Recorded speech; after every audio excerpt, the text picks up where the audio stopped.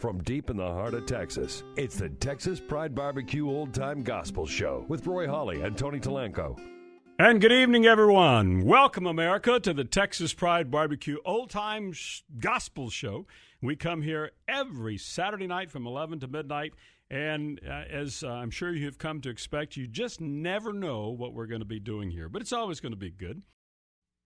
McClatchy. I work with the Cooperative Baptist Fellowship here in Texas. We as Christians believe we should minister not only to spiritual needs but physical needs. And so Ben does something very unique in that he utilizes business as a way to do missions to improve the lives of people. I had my spiritual midlife crisis when I was age 40 after working in corporate America for many years.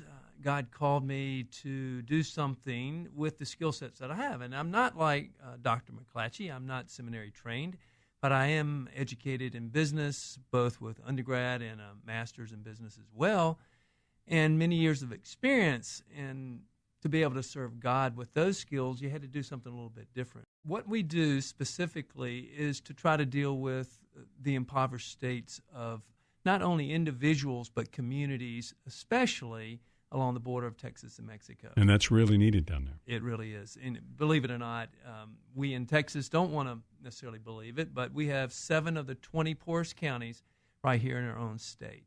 So they need a lot of help in that area.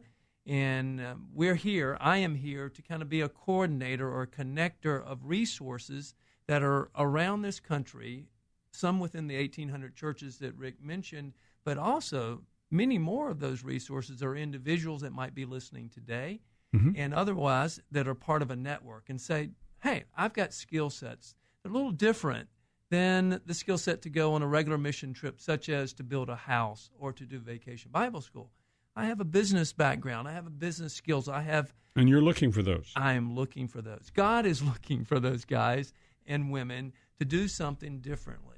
Now, you're getting ready to go down to Laredo, you're working with the Laredo business people. You've been down there. Right, I have, and looking forward to building those type of networks and relationships. But Laredo has some wonderful things going on already along the lines of Christian business people that in some instances own their own businesses. And in doing so, they have this great freedom to craft a culture within their business that is gospel sharing. It is the love of Christ in the business, which is a wonderful way to share the gospel, not just with our words, but with our deeds.